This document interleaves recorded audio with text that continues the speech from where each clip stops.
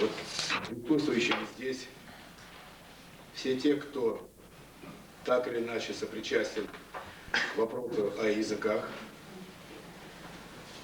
то, что сегодня,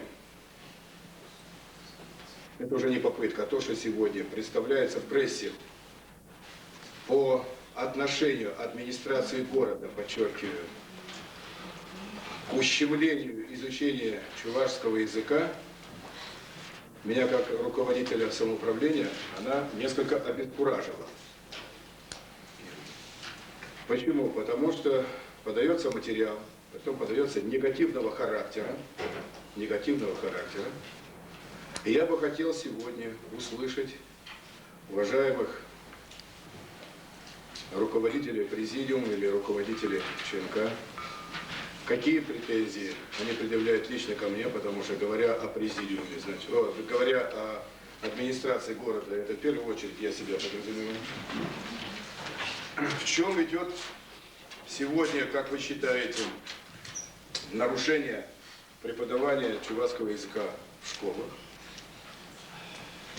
Я еще раз говорю, можно было бы достаточно в другом порядке решать вопросы конструктивно, если бы мы сегодня честно, вернее, вот в процессе до сегодняшнего дня честно, открыто говорили, что Анатолий Александрович или вот уважаемая администрация города при обсуждении такого вопроса, как изучение чувашского языка или изучение чувашской культуры, в бюджете города, в бюджете республики сознательно не планируется никакой строки или данный вид не финансируется в силу непонятных вам причин.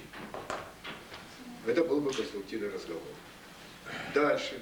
Когда бы вы, если я сегодня хотел послушать, я по прошлогоднему работы в школах, где вторым вопросом или третьим, или первым вопросом, в зависимости от сложности, я изучал методику преподавания чувашского языка в школах.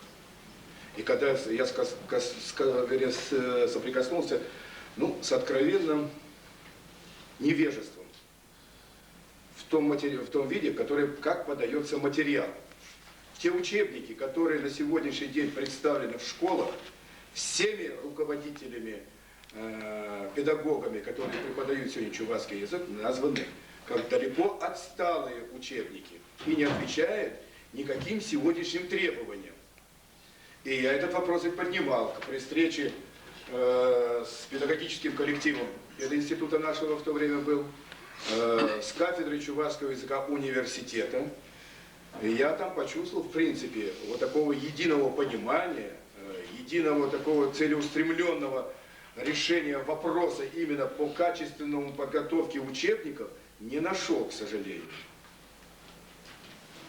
Не нашел. И до сегодняшнего дня, когда у меня состоялась встреча с авторами письма в адрес президента Чувашской Республики в Институте повышения квалификации учителей, к сожалению, вот этот абсолютный настрой нежелания конструктивно разговаривать меня еще раз убедил в том, когда я поставил вопрос, друзья мои, есть проблема, мы ее обсудим.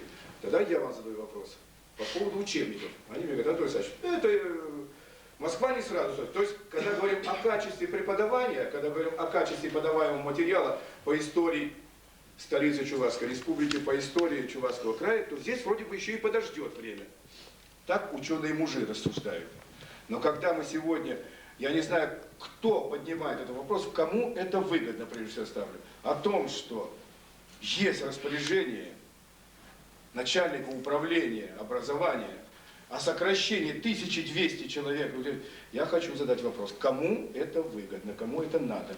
Откуда такая сегодня подается, вернее, такая нелепость? И в общем-то, данный вопрос, не вам не объяснять, это насколько хрупкая линия, где можно перейти грань. А к чему перейти грань, если мы перепутаем сегодня некоторые ценности? То есть национальный вопрос, национальная культура, национализм, то, в общем-то, наверное, не мне вам объяснять. Не мне вам объяснять. И здесь, получается, я не усматриваю сегодня специально задумку, но, может быть, я пятницу запретил шествие, манифестацию, собрание так называемое Румское национальному единству РНЕ, которое на 27 число принято. Вы отдаете отчет, уважаемые мои друзья и коллеги, к чему это может привести в столице Чувашской Республики? Если вот это сегодня трансформировать подачу вашего материала, и вот это все, вы как можете сопоставить всего? Или вы считаете, что это две взаимоисключающиеся вещи? Когда вот так вот смело, даже не придя ко мне, вот просто не надо, вы меня можете как личность не уважать. Ну я еще с вами второй раз только встречаюсь с лидерами Чувашского национального комитета, второй раз всего за все время встречаюсь. Я никогда не говорил, я всегда открыт. Если есть конструктив, давайте будем говорить. Но почему тогда, если мы в прошлом году при рассмотрении бюджета Чувашской Республики, город Чебоксары, администрация и депутаты просили, ведь настояли и просили поддержки о включении отдельной строкой в бюджет республики финансирования Чувашской Республики. Никто город Чебоксары не поддержал. Я задаю вопрос лидерам Чувашии, почему вы стояли молчали? И нас обвинили ведь. В общем-то, складывается интересное впечатление. В беседе с учеными мужами, которые, вот я еще раз говорю, 3 людьми в институте Чувашской, когда я задаю им вопрос, они говорят, а нам вообще неведомо, чем занимается Государственный совет. Это 3 достаточно высоких, уважаемых мною человека.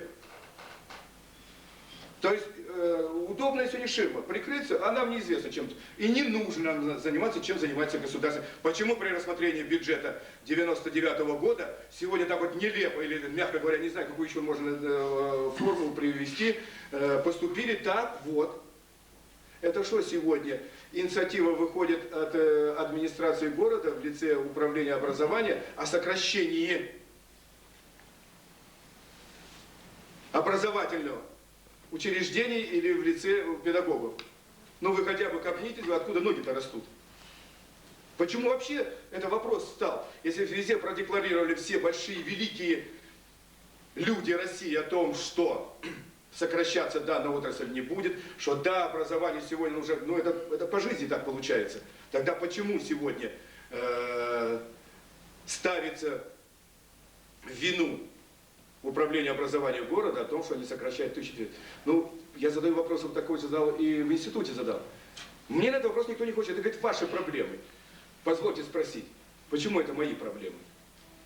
Но кто из вас обострил эту ситуацию и сказали, да доколе пор может сегодня терпеть вот такое отношение к образованию, в частности, к изучению чувашского языка?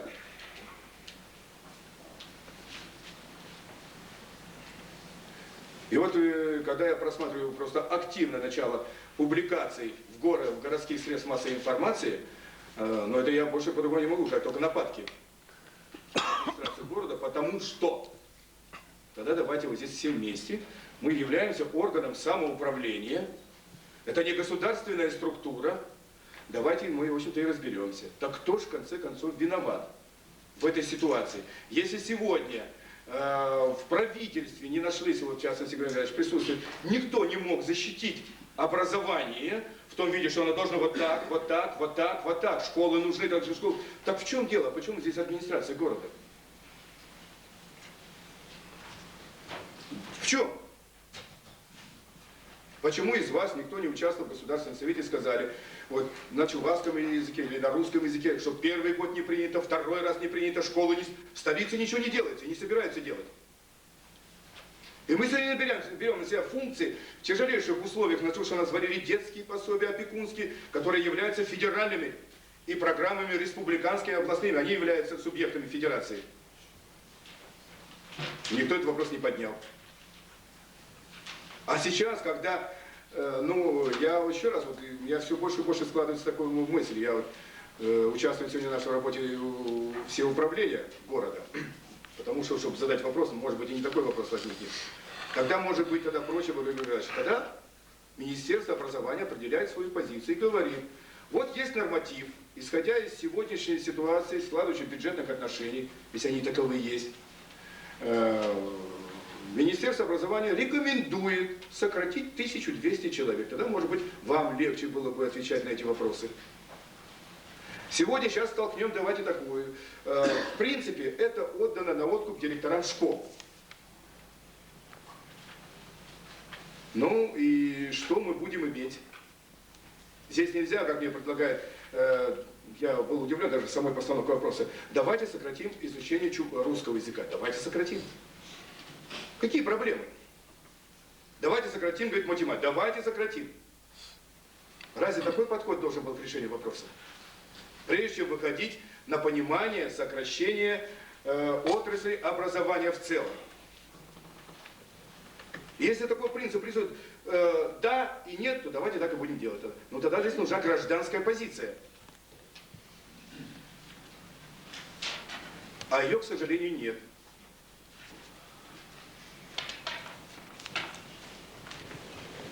Я не зря попросил сегодня участвовать в нашей встрече не только президиум ЧНК, я просил сегодня участвовать и министра образования, и министра культуры. Но будет присутствовать первый заместитель.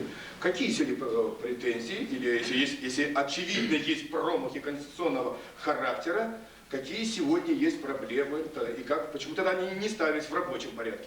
Я еще раз вчера пришел, еще раз духовного наставника прочитал. Еще раз. Ничего, о чем вы пытаетесь говорить, ничего об этом не говорится. Но как же так? Значит, выбираем, что выгодно сначала, потом преподносим. Ну, я более чем внимательно. Тогда как понимать все это? Вот она сегодня реальная жизнь.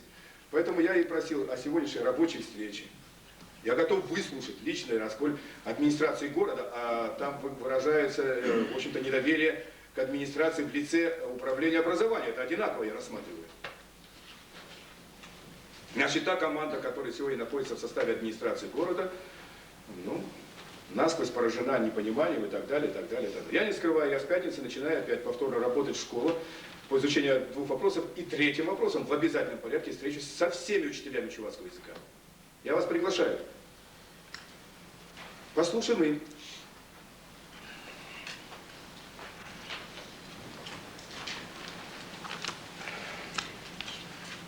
Поэтому вы можете меня не простить эмоционально. Так, я очень еле дождался этого дня, субботы и воскресенья, потому что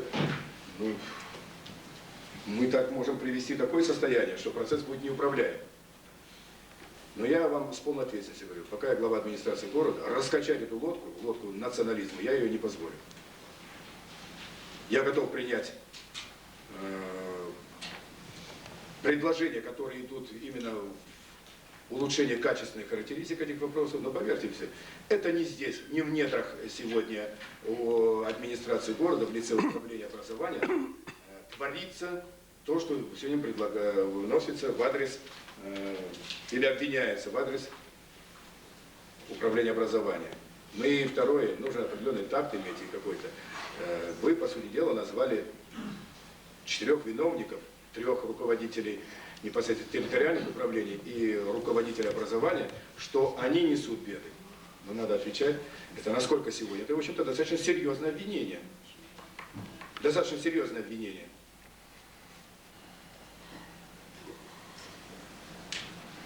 Вот у меня такая боль сегодня, как руководителя самоуправления, как главы администрации города.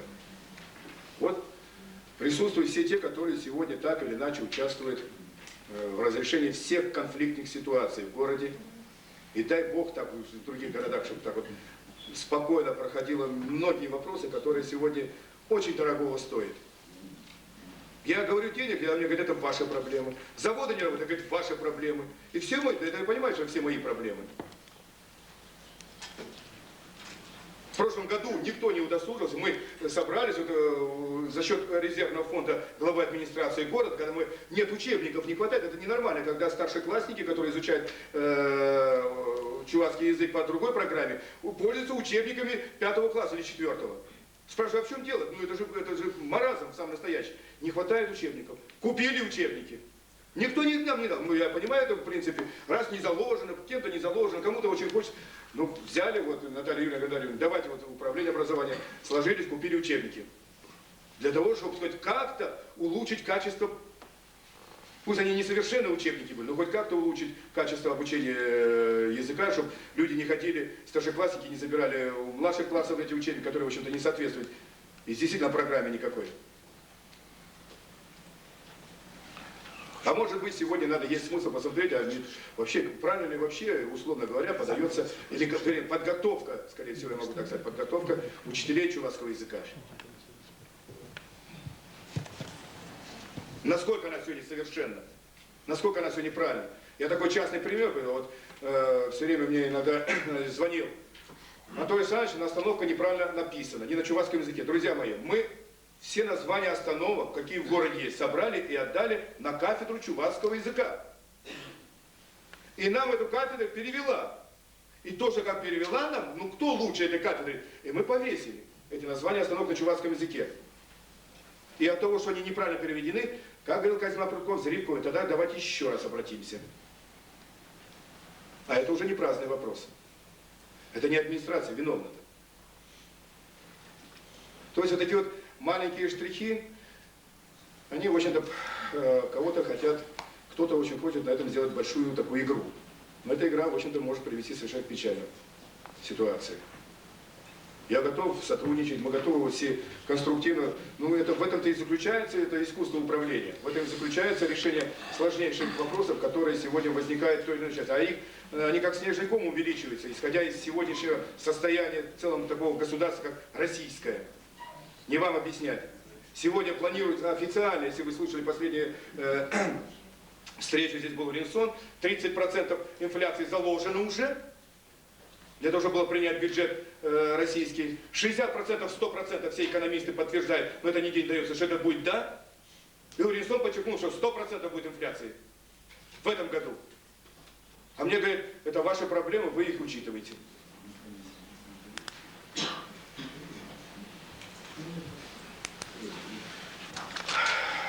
Поэтому я бы хотел, конечно, выслушать и позицию вашу. Это, в общем, достаточно серьезное обвинение в адрес администрации города. О том, что мы... Давайте посмотрим, как же все-таки формировался сегодня вот данное предложение о том, что сократить вот на эту большую сумму, количество состава преподавателей в школах. Вот это меня интересует. Откуда же все-таки вот присутствующие здесь, уважаемые мной люди, люди города, люди республики, должны, в общем-то, из первых уст услышать, где формируется идеология, если она это идеология. А сталкивать меня с населением города, этого не надо, это навряд ли у вас получится сразу так. Но тяжело. Накат идет то один, то по троллейбусам идут, то по автобусам, которые даже не разобрались, в чем дело.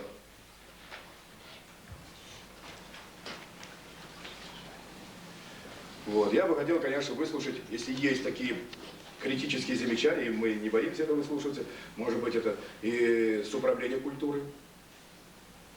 В чем сегодня? Может быть, управление культуры, вернее, Министерство культуры, может, наше управление культуры сегодня, вместо того, чтобы поддерживать развитие национальной культуры, тормозит так же, как вот сейчас считают по отрасли образования. А они идут не параллельно, они идут вместе. Они идут вместе. Тут очень сложно отделить культуру, образование, культуру. Здесь очень сложно. Это наша жизнь сегодня. Ну и абсолютно готов к конструктивному разговору со всеми представителями ЧНК. Я думаю, что я вот все эти сидящие хорошо знаю. Но и легче прийти сюда и обговорить все вопросы сложного характера, конечно. И, наверное, и вам одним сложно решить эти вопросы.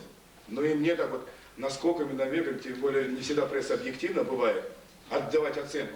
Это опять может быть, это мое личное мнение, столкнуть, значит, администрацию города в лице Игумна с ЧНК, я, может быть, так рассматриваю. Потому что уже начинается предвыборная кампания потихонечку, вот она к этому потихоньку подводится. Если я ошибаюсь, дай-то Бог. Но я вот большинство всех знаю, и Слава он работал сколько много, у меня с ним абсолютное понимание есть вопроса. И ни разу такого. И когда я прочитал за подписью руководителя пресс-службы ЧНК, для меня это было, у меня ассоциируются вот люди, которые я хорошо знаю, с которыми я действительно работал. И с которыми сегодняшнее состояние, вот нормальное состояние, которому сегодня в столице Чувашской Республики, вот именно национальный вопрос, национальный куда, это вот благодаря вот с вами мы решаем вопрос.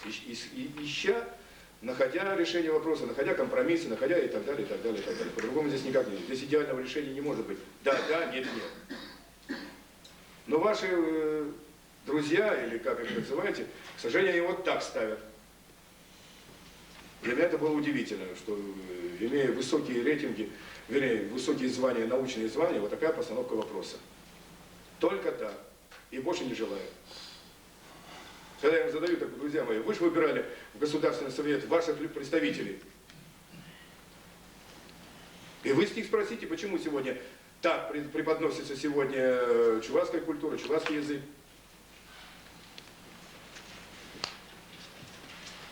Я не делаю здесь порядки выступления, просто вся администрация города, главы районов, мы в вашем распоряжении.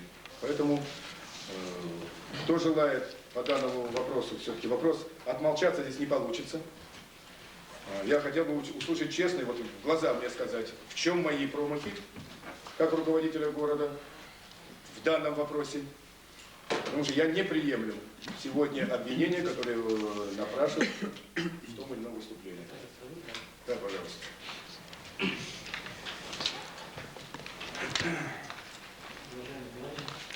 Я хотел запросить, действительно было, чтобы сегодняшний разговор был действительно деловым. И сразу бы я хотел признать то, что действительно мы, наверное, редко встречаемся, и от этого у нас и, может быть, вот это непонимание некоторых вопросов, сути вопросов есть. Действительно, вообще-то вы правы были в том, что мы редко встречались, это да. Второе, сразу бы хотел заметить, что все-таки у нас в республике, вот, чтобы специально кто-то хотел бы нагнетать национализм или что-то искать, вот, какую-то предвыборную агитацию или что-то, я здесь, вот, как президент ЧНК, я просто хочу сказать, вообще даже у меня внутри, где-то даже в кулуарах такого разговора в принципе не было. Сам вопрос, это по учителям, она возникал от тех же учителей, от того же университета, от той деятелей культуры, искусства. Вот, возможно, действительно, вот здесь вот, по сокращению, это было, конкретно надо действительно было поговорить, реально. Возможно, действительно, какие-то там неточности были вот, по управлению. Но это вот такое, единственная мысль хочу сказать, что такого национализма у нас, направления в этом, и чувашский национальный комитет никогда не было и не будет. Это точно. Просто я убежденно в этом говорю. Единственный вопрос у нас, если уж об этом говорить, возникает только в одном, в равноправии языков. В равноправии, как мы сказали, приняли закон о языках. Реально, конечно, это сегодня невозможно. Мы все это понимаем. Сразу Москва не строилась, естественно, она потихоньку все должно идти. То, что сегодня сделано, я, скажем, 2 созыва депутатов Верховного Совета был, и Государственного Совета, и активно участвовал, в принципе, один из авторов этого, значит, тех, которые принимали этот закон. В принципе, но сделано многое, мне кажется, очень так гладко, все нормально шло, никаких там экстремизмов, ничего. И сегодня, если раньше кто-то там стеснялся говорить на своем языке, но сегодня это нормально же, когда никто не стесняется, в принципе. И нет даже, вот кто-то там постов смотрел, может быть, редко это может быть, что такое где-то. Но сегодня это просто нормально, то, что общими усилиями, с городом вместе все это сделано. И это очень прекрасно. Вот. Но что касается конкретно, давайте вот о конкретностях тоже можно здесь поговорить. Если вот сегодня говорить, значит, конечно, с чего начинается проблема? Проблемы с языка начинаются с детских садиков. К сожалению, мы сегодня то, что добились, вот в соответствии с выполнением закона о языках, да, мы, конечно, шаг назад, он, конечно, неприемлем. Если какой-то шаг назад это будет, значит, естественно, это вызывает какой-то вот обратный, значит, эффект или обратное вот наше понимание этого вопроса. Мы говорим, значит, раз объявили государственным языком, значит, должно быть равноправие. Вот в детских садиках, фактически, вот сегодня мы в прошлой неделе только встречали в Государственном совете, в комитете готовится вопрос, тоже они попросили нас, давайте вместе с нами, может быть, вместе с городом, какой-то рейды посмотрим. Раньше действительно начинали потихоньку изучать, и люди даже с удовольствием начали это изучать, теперь нет. И после этого, значит, когда мы начали подготовку кадров в педагогическом институте, специально для этих, значит, дошкольных учебных, то есть дошкольных учреждений, И все это практически выполнено. Есть кадры. Но какого качества, Антон Александрович сказал, это, конечно, вопрос. Вообще это вопрос, там много. И здесь и в кадрах нет дела. Но сегодня какой-то шаг, вот по так сказать, мнению вот, детских садов я разговаривал, те, которые раньше, какой-то все-таки шаг назад какой-то, не шаг, но какое-то отступление есть, и как-то люди перестали об этом говорить. И с этого надо начинать. Второе, значит, в школах мы принимали, значит, вообще, в соответствии, это Министерство образования, конечно, принимало, значит, я думаю, идеология образования, она должна быть за Министерством образования, и, естественно, она должна выполняться. Значит, тоже такого порядка не будет, как и в городе, если мы, значит, говорим о системе управления. Значит, в 3 часа приняли, фактически, в некоторых школах до 1 часа, до минимума свели чувашский язык. Значит,